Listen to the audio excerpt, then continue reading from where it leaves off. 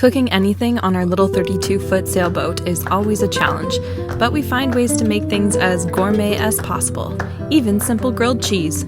Today, I'm using sliced tomato as well as egg bread from our local farmer's market.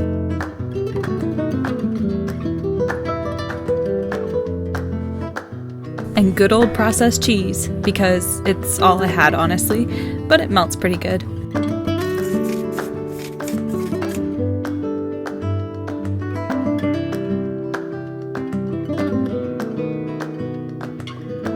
We use this portable induction top while plugged into shore power instead of the propane stove.